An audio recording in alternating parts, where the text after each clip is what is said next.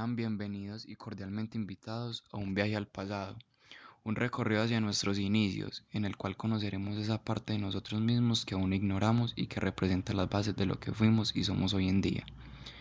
Desentrañaremos esos misterios que se ocultan ante nuestros ojos y que son la historia de nosotros mismos como civilización.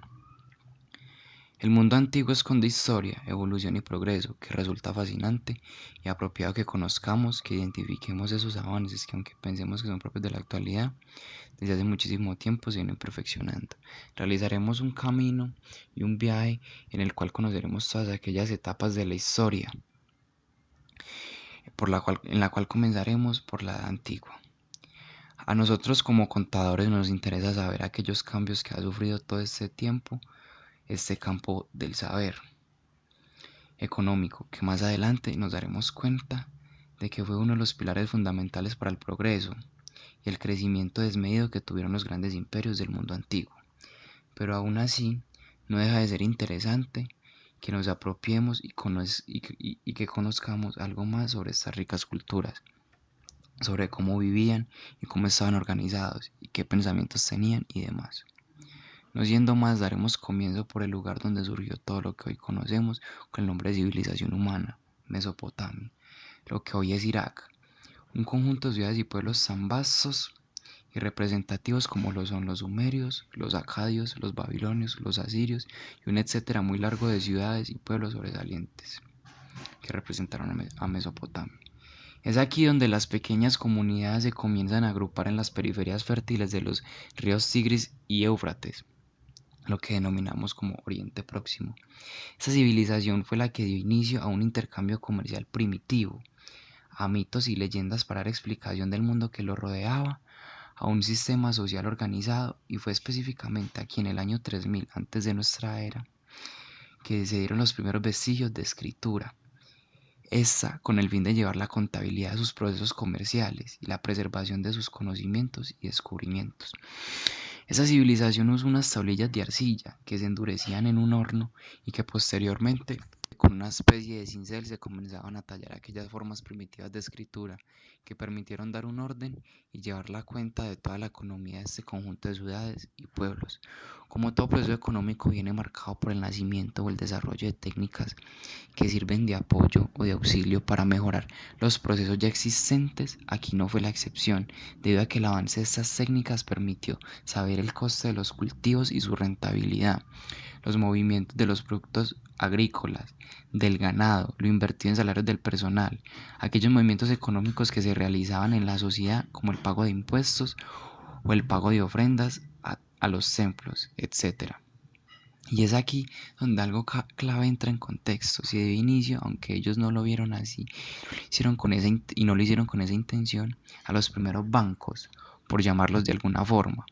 Y es que la importancia que tomaron los templos para esta y el chorrero de civilizaciones posteriores no fue solo la de constituir un lugar de carácter religioso, sino que también fueron los primeros lugares con poder económico dentro de las dichas sociedades, dentro ya que la mayor parte de los documentos contables pertenecieron a los templos, gracias a que toda la vida pública y privada se desarrollaba con el control del templo, como el comercio y toda la actividad mercantil. En pocas palabras, Mesopotamia fue la civilización que instauró todos aquellos componentes característicos de una sociedad, entre ellos un activo y extenso comercio, llegando al punto de tener relaciones comerciales con otras civilizaciones.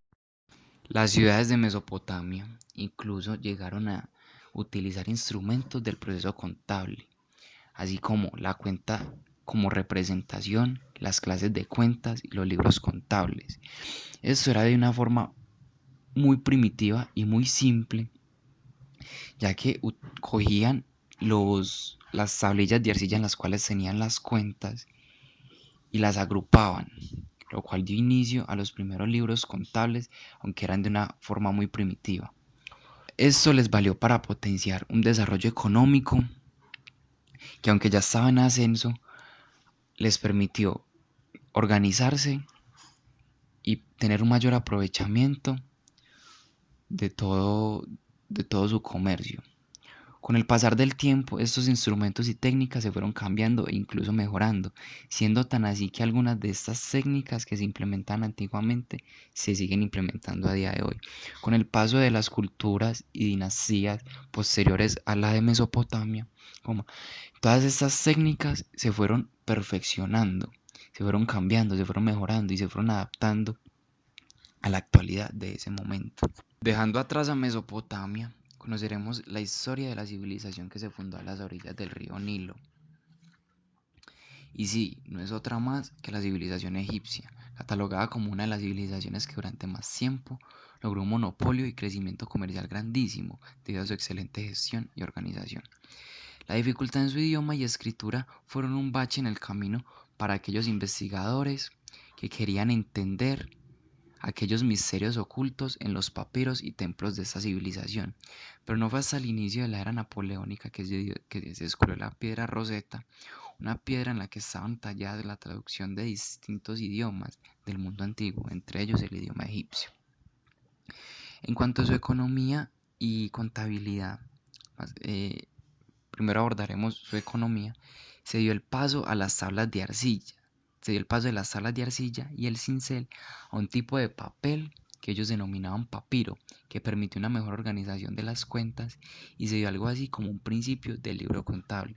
Aunque ya en Mesopotamia se había dado estos vestigios o estos inicios del libro de contabilidad, es en Egipto donde su organización, su fácil ubicación y su fácil, por llamarlo de alguna forma, se categorizó de mejor manera gracias a su comodidad que permitía al papiro.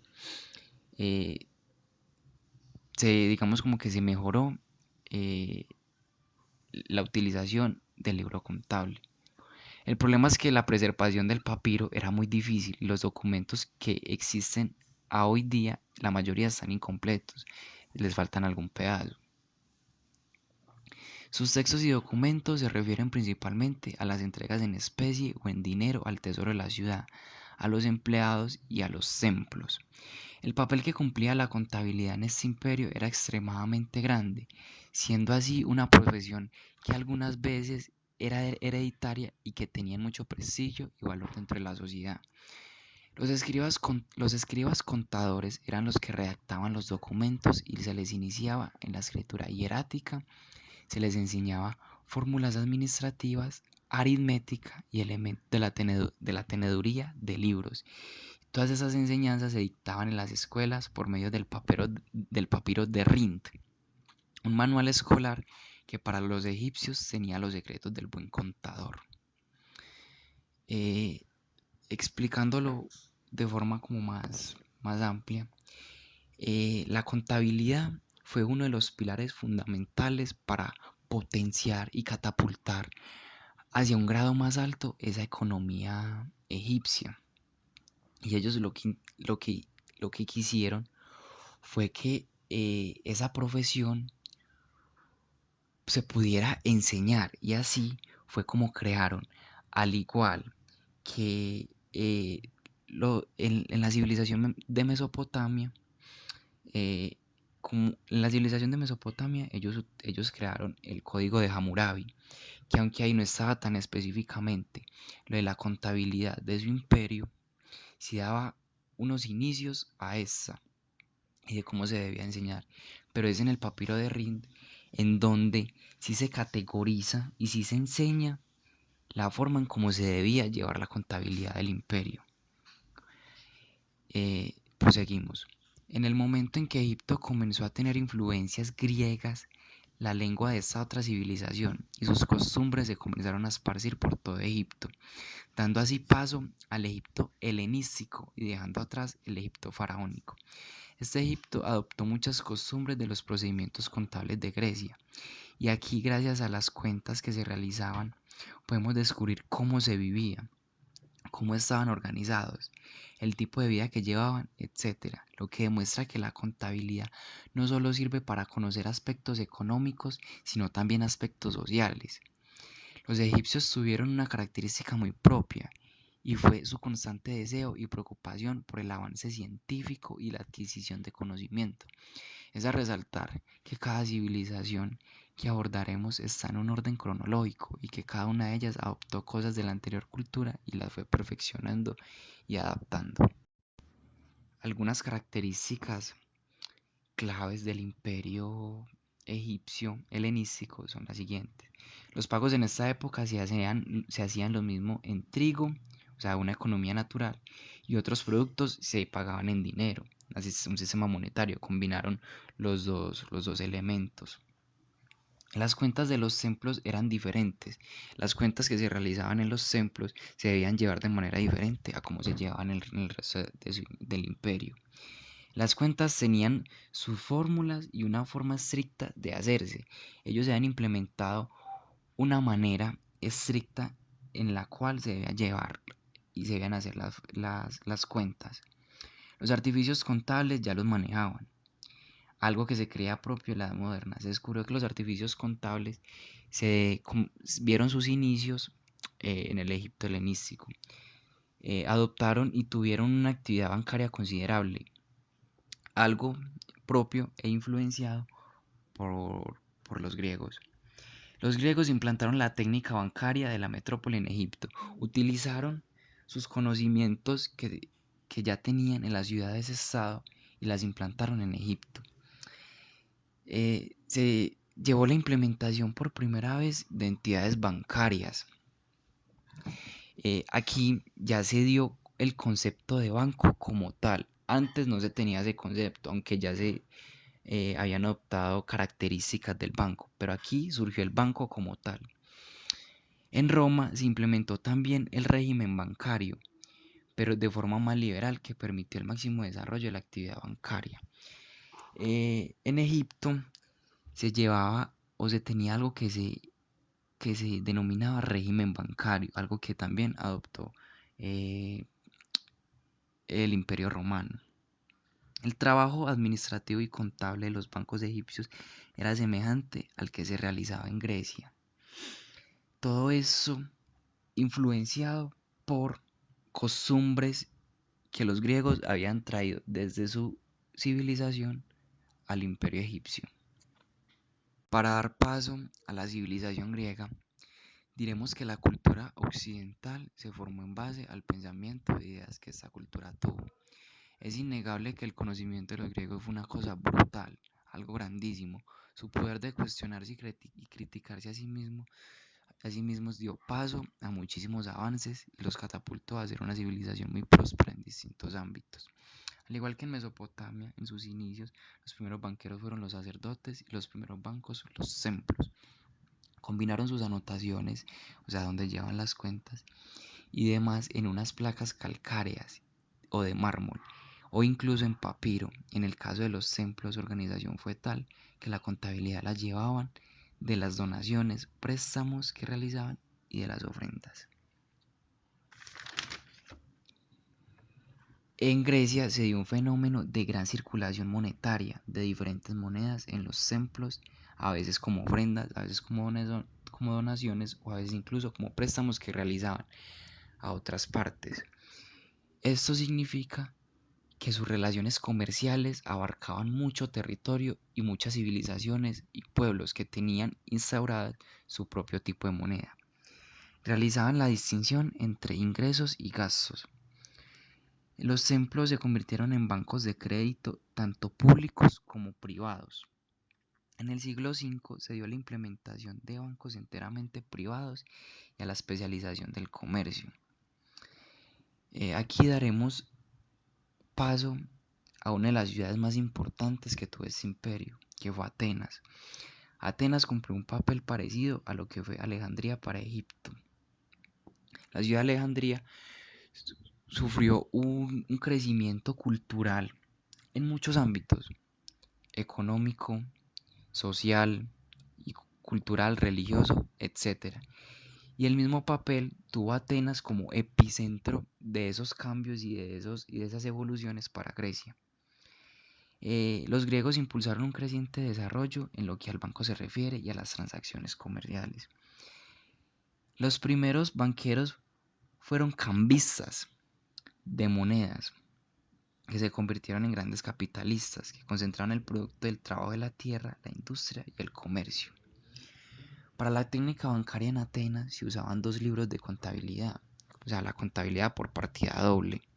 Esto lo veremos un poco más adelante. Se cree que la técnica de los dos libros de la contabilidad la llevaban también los romanos. Cuando abordemos el Imperio Romano abordaremos esa peculiar característica.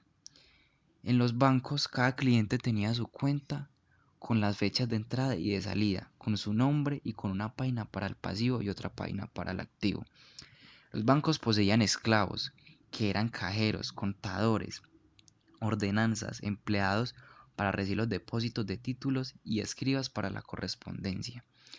Los banqueros griegos conocían el cheque al igual que en el Egipto helénico, probablemente también utilizaban la letra de cambio. En Atenas, al igual que en Roma, no se conoció la institución de los oficiales ministeriales. En Atenas el crecimiento de los bancos fue gracias a que el interés del dinero se fijaba libremente según las circunstancias. O sea, lo que conocemos hoy como los cambios monetarios o el alza y la subida en la moneda. Dependiendo de las circunstancias, se fijaba un precio específico para esa moneda. Como Atenas era esencialmente comercial, se vio obligada a tener una moneda estable, al menos para sus relaciones exteriores. Esta moneda en el exterior, como dato curioso, tenía, tenía un gran aprecio y se codiciaba mucho la moneda ateniense fuera de su territorio. La moneda de Atenas fue el dracma de plata y el estáter de oro. Para los contadores griegos, la multiplicidad de monedas supuso un desafío, ya que la equivalencia no era fácil de establecer. Y aquí, para dar finalidad a, a las civilizaciones que componen la Edad Antigua, nos saldremos un poco del tema y abordaremos otras civilizaciones que fueron extremadamente importantes y fueron sobresalientes por su economía y su crecimiento. Entre ellas podremos encontrar a la civilización persa, que creó y desarrolló poco a poco la primera estructura administrativa compleja, ya que ellos eventualmente van a pasar por encima de los demás pueblos y van a alcanzar a su vez un imperio tan vasto y grande, equiparable al imperio que constituyeron los griegos. Las civilizaciones como la China y la hindú o la India fueron destacadas primordialmente por su capacidad para desarrollar conocimiento y su organización, que con el tiempo es una parte de China y una parte de India se van a unir, formando así a Indochina. Es a destacar que esta civilización china y la India tuvieron una riqueza cultural enorme, una riqueza que influenció en gran medida o fue influenciada en gran medida por el desarrollo de su conocimiento que permitió esa riqueza cultural. En cuanto a su economía, fueron también muy vastos y, y muy grandes, pero este crecimiento se vio más influenciado o se vio más notoriamente en la edad o época siguiente a la edad antigua.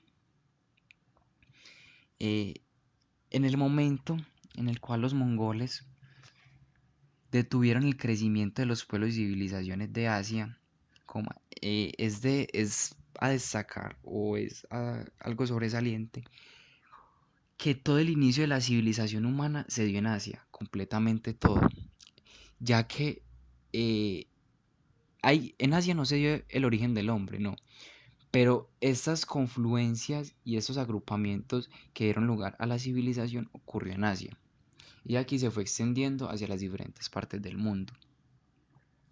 En el momento en que los mongoles empiezan a detener eh, el crecimiento de los pueblos y civilizaciones y ciudades de Asia o de Oriente, es aquí en ese momento cuando entrarán en escena y en contexto todas aquellas civilizaciones europeas que conocemos actualmente. Y así damos por terminado el recorrido por la antigua. La contabilidad en la Edad Media. En esta época se dieron variedad de acontecimientos que ocasionaron cambios a nivel mundial. Algunos de los sucesos más relevantes son la caída del Imperio Romano, el empoderamiento de la Iglesia Católica, se da el origen del Islam, el descubrimiento de América, entre otros. Por otra parte, la contabilidad también se iba transformando, mejorando a medida que los mercados se iban expandiendo para así suplir las necesidades demandadas por los mercados y entidades. Raymond de Robert atribuye a tres causas fundamentales la evolución de la técnica de las cuentas en aquel tiempo. Primero, el desarrollo del crédito, puesto que la expansión comercial originada por las cruzadas fue unida a una considerable extensión del crédito. En tales circunstancias comenzaron a registrarse una tras otra todas las operaciones que no se efectuaban al contado. 2. La aparición de las sociedades comerciales. Estas aparecen en Italia en el siglo X, cuando los comerciantes poseedores de capitales, pero que no quieren desplazarse, encargan a otros comerciantes que sí viajan, que efectúen por ellos ciertas operaciones. En principio, las sociedades eran de duración efímera, se pactaban por un solo viaje y se liquidaban con el reparto de los beneficios. La creación de las primeras sociedades momentáneas dio lugar a una serie de cálculos en el momento de la distribución del beneficio. Estos cálculos figuran en nuestra contabilidad moderna de sociedades. 3. La representación comercial bajo la forma de contrato de comisión o contrato de mandato. Este confía a un tercero la administración de bienes que pertenecen a otro. Es un factor que ha contribuido eficazmente al desarrollo de la contabilidad comercial. La forma más básica en la que se llevaba la contabilidad era en memoriales, y esto se daba de una forma muy rudimentaria entre pequeños grupos de personas conocidos, lo cual eran unos apuntes mínimos sobre deudas, puesto que generalmente las cuentas las llevaban mentalmente. Durante el Imperio Bizantino, que abarca desde el año 300 hasta 1453, se crea el mundo cristiano de Oriente. Este se impone en la Roma de la península itálica. Cuando se forma la Roma de Oriente y la Roma de Occidente, más adelante va a haber una ruptura, debido a que una va a ser la Iglesia Ortodoxa y la otra la Roma de los Papas. Por otra parte, la contabilidad también está en un proceso que se consideró como una revolución científica, y fue que el matemático llamado Mohamed Ben Musa le atribuyó a cada signo numérico un valor determinado, es decir, de hacer ocupar de derecha a izquierda el primer puesto con las unidades, el segundo por las decenas y el tercero por las centenas, etc. Y a colocar en la suma y la resta los números uno debajo de otro siguiendo el orden decimal. Fue también el primero en utilizar el cero. El mundo, como ya hemos dicho, está en constante cambio. Habían invasiones, se creaban imperios, se estipulaban leyes, el pensamiento se inclinaba a lo racional y dejaba un poco de lado la mitología. Y todo esto se da a causa de un proceso que puede durar años. Asimismo sucedía en la contabilidad, y uno de esos procesos que generó un cambio positivamente en la contabilidad fue el cambio de escritura que se tenía. Las cuentas se llevaban muy similar a un texto cualquiera y en números romanos, por lo que se tenía que analizar muy bien para poder darse cuenta que se estaba en presencia de un documento contable. Este tipo de escritura se reemplazó por la escritura en columnas y con números arábicos. Esto fue un gran avance, puesto que facilitó y agilizó la contabilidad. El comercio fue un factor importante en la evolución de la contabilidad, puesto que al ampliarse se debieron adoptar nuevos métodos de llevar la contabilidad. En la China se originó la seda, trayendo consigo un movimiento de mercancías y de intercambios que dio pie a que se generara la ruta de la seda, en la cual interactuaban diversas culturas, y esto amplió y revolucionó el comercio, como también lo hicieron los señores feudales. A causa de estos sucesos, la contabilidad adoptó un método conocido como la partida doble, que le permitió llevar las cuentas de una manera mucho más precisa y exacta, y hasta el día de hoy aún se conserva por lo eficaz y eficiente. Antes del siglo XIV, los comerciantes utilizaban la teneduría de libros para llevar sus cuentas, ya que debían estar al tanto de sus diversas actividades económicas. Pero ese sistema era complicado, pues era un proceso muy largo al que los comerciantes les tomaba mucho tiempo realizarlo. Fue a comienzos del siglo XIV que se empezó a usar el sistema de contabilidad por partida doble, en el que se separaban activos y pasivos en lados distintos. Ese sistema era más preciso y fácil de manejar, facilitando así a los comerciantes conocer su situación económica. No fue sino hasta el siglo XV que este sistema se popularizó, pues el mercantilismo, o como lo conocemos actualmente, el capitalismo, se instauraba totalmente en todo el comercio europeo. Luca Pacioli se le considera el padre de la contabilidad por partida doble, ya que aunque no fue quien la inventó, fue su divulgador.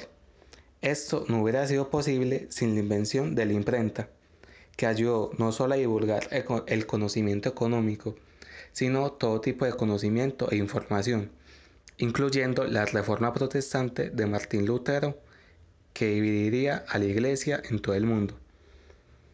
La imprenta también fue fundamental para la divulgación de los derechos humanos, que no se consolidarían hasta el periodo de la Ilustración en Francia en el siglo XVIII. El Renacimiento es un periodo que significó un gran cambio para la humanidad, pues se cambiaba la forma de ver el mundo.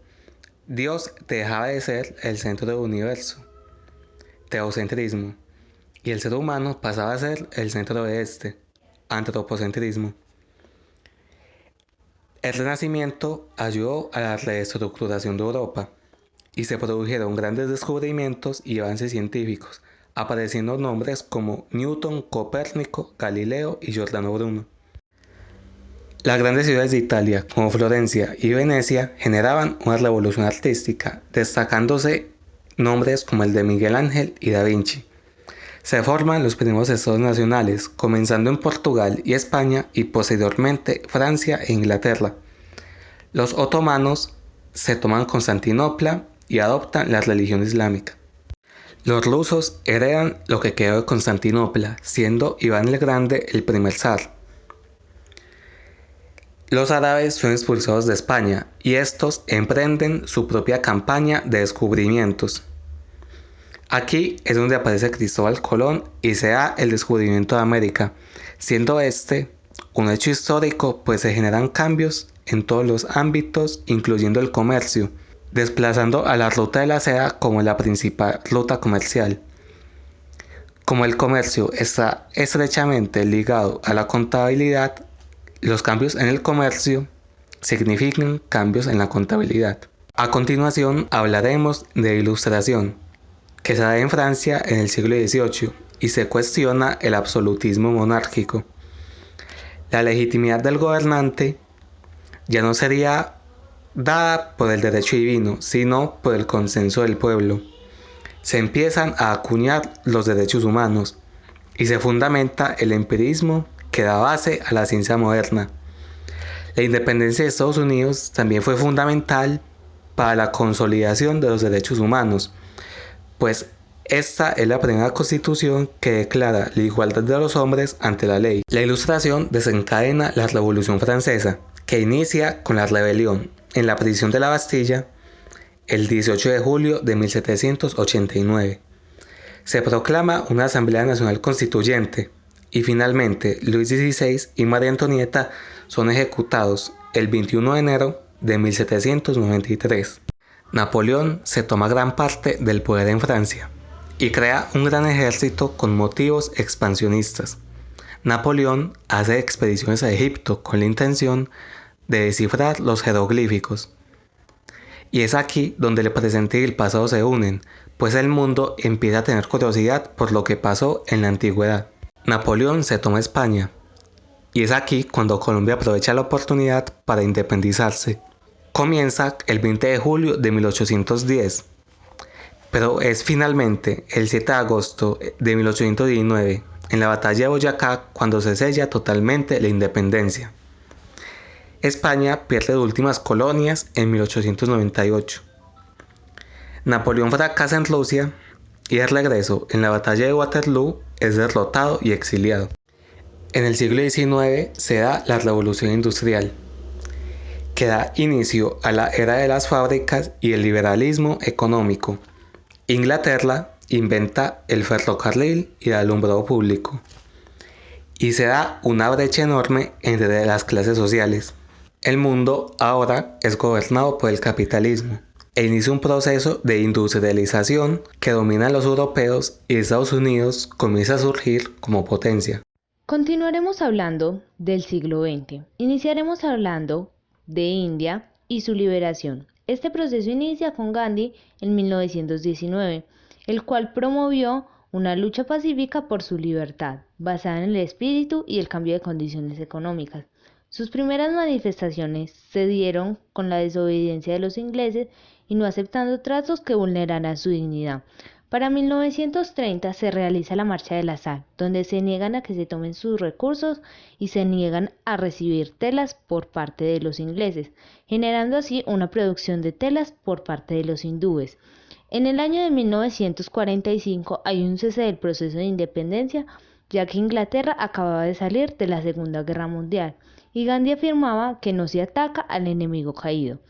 Por ende, esta lucha se reanuda en 1947 y en ese mismo año se logró la independencia de la India. A nivel económico, se mantuvo vigente los conceptos de contismo, personalismo, controlismo, haciendismo y patronalismo hasta 1940, aunque en la actualidad se mantiene el concepto de patronalismo vigente. El contismo tiene su origen en 1818 y fue la precursora que admitía que las cuentas son parte de la contabilidad. A esta escuela le siguió el personalismo, que proponía que la responsabilidad personal entre gestores y sustancia patrimonial era un asunto administrativo jurídico. El controlismo entiende el objeto del estudio contable como el control económico de la riqueza haciendal, y el patronalismo afirma que la contabilidad es la ciencia que estudia los fenómenos del patrimonio haciendal. Para 1945 inicia la Guerra Fría, que genera a nivel político una bipolaridad del bloque soviético, que dividió a Europa en dos partes, capitalistas y comunistas. En 1961 se construye el muro de Berlín, separando físicamente a Europa de la siguiente forma. Europa del Este era conformada por la República Checa, Rumania, Hungría, Polonia, Bulgaria y Alemania del Este. A su vez, Europa del Este estaba conformada por Inglaterra, Francia, Grecia, Alemania del Oeste y Suiza. Adicional a ello, con el triunfo del comunismo en China, estos se unen a la Guerra Fría. Mientras transcurría la Guerra Fría, en Europa, en Latinoamérica se generaban revoluciones como la de Fidel Castro en Cuba en 1959 y en África se descolonizaban de Europa. En 1960 se genera una sociedad basada en el consumo. Se da el boom latinoamericano sacando a la luz escritores como Mario Vargas Llosa, Gabriel García Márquez y Álvaro Mutis, entre otros. A nivel artístico, los artistas expresaban la revolución en su arte. Algunos de ellos fueron Diego Rivera y Frida Kahlo. En esta misma década se libran diversas guerras como la Guerra de las Malvinas y la Guerra de Vietnam. A su vez, Estados Unidos genera un sistema económico industrializado avanzado y Martin Luther King lleva una lucha por la igualdad de blancos y negros y en general por las normas opresivas. En 1970 se crea un movimiento de conciencia para acabar con el consumismo, llamados los hippies, los cuales generan un pensamiento ecologista acerca del calentamiento global y a su vez generan a nivel musical la cultura del rock, la cual fue tan influyente que ayudó a retirar a las tropas de Vietnam en 1973. En esta década la mujer empezó a exigir derechos que no tenía, como un salario igual al de un hombre y un cambio de rol en la dinámica familiar. También hubo una recesión económica debido a una crisis energética a razón de la venta de petróleo por parte de Venezuela y los árabes. En 1980 hay un fin de la Guerra Fría, de la Unión Soviética, del Pacto de Varsovia y del bloque soviético. En 1989 se cae el muro de Berlín. En 1990 aparece el Internet, generando una mayor industrialización e impidiendo que el imperio soviético fuera sostenible. En esta década sale Mandela de la cárcel y se dio el primer tratado de paz entre palestinos y judíos. Hubo dos momentos históricos importantes, la Guerra de Eslovenia y la Revolución de Chiapas, donde se negaban a la industrialización por parte de Estados Unidos. Para concluir, el pensamiento y las prácticas contables han influido en la historia desde sus inicios, han influido de formas no solo económicas, sino sociales, y a ellas les debemos el sistema económico actual.